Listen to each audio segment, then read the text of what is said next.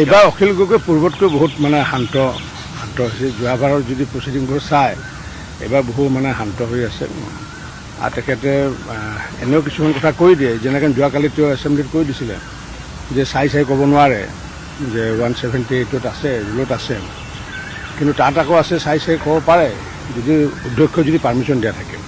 গতিকে মোৰ আগতীয়াকৈ পাৰ্মিশ্যন লৈ পেলাই কোনোবা তাত চাই কৈছে, সেইখিনি কথা তেওঁ ভালদৰে পঢ়া নাই, যাৰ কাৰণে পিছত মই ৰুলিং দি পেলাই মই কৈ দিলোঁ যে তেওঁৰ কথাটো ভুল আছিলে। গতিকে এতিয়া মই লগে লগে ৰুলিং দি পেলাই তেওঁক শুধৰাই দিছোঁ। আৰু কালি মই আমাৰ নতুন বিধায়কসকলকো মই আমাৰ ৰুলছ এণ্ড প্ৰচিডিউৰ কিতাপখন মই দিছোঁ, কাৰণ আমাৰ পইণ্ট অফ অৰ্ডাৰ বুলি কৈ পেলাই ভটকৈ মাজতে এজনে ইণ্টাৰাপ্ট কৰে। এইবাৰ ইণ্টাৰাপ্ট কৰিব দিয়া নহ'ব, যিয়ে নহওক মন্ত্ৰীয়ে হওক বা বিধায়কেই হওক বা শাসকেই হওক বা বিৰোধী হওক, কাৰণ কথা কোৱাৰ কাৰণে ইয়াতে আহিছে। বাক স্বাধীনতাক কোনো হৰণ কৰিব নোৱাৰে। গতিকে কথা যেতিয়া কোৱাৰ মাজত কোনো ইণ্টাৰাপ্ট কৰিব নোৱাৰিব, এইটো একেবাৰে মই ষ্ট্ৰিক হ'ম। কিন্তু প্ৰতিবাদ কিন্তু তেওঁ পূৰ্বৰ দৰে অব্যাহত ৰাখিছে।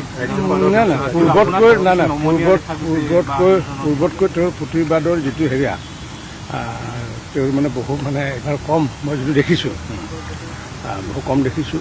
গতিকে মই সেইকাৰণে তেওঁক ধন্যবাদো জনাইছোঁ। তেওঁ সহযোগিতা কৰিছে। পূৰ্বতে যেনেকুৱাকৈ বিভিন্ন ধৰণৰ হেৰি আছিলে, এতিয়া প্ৰথম দিনৰ কথাটো বেলেগ, মূল্যবৃদ্ধিৰ কথাটো তেখেতে কৈছে। এতিয়া মূল্যবৃদ্ধিৰ কথাটো কৈছে, কিন্তু মূল্যবৃদ্ধিৰ কথাটো আমি যেতিয়া কওঁ বিবেকত এটা কথাই ৰাখোঁ যে মূল্যবৃদ্ধিৰ লগত প্ৰাইচ ৰাইজৰ লগত এটা সূত্ৰ সম্পৰ্ক আছে, সেইটো গ্ল'বেল ফেন'মেনা, আৰু সেইটো হৈছে demand and supply. Is depend upon the demand and is depend upon the supply. যেতিয়া আমাৰ ছাপ্লাই যেতিয়া কম থাকে, ডিমাণ্ড বেছি থাকে, স্বাভাৱিক ক'ৰ পৰা আনিছে কি আনিছে সেইটো পিছৰ কথা। এইটো কালিতো পীযুষ হাজৰিকাই একেবাৰে বিস্তৃতভাৱে তথ্য দি দিলে, মইতো নিজে হাত চেক কৰি দিছোঁ, কাৰণ কিয় মই নজনা কথাটো। গতিকে মইতো নাগৰিক এজন,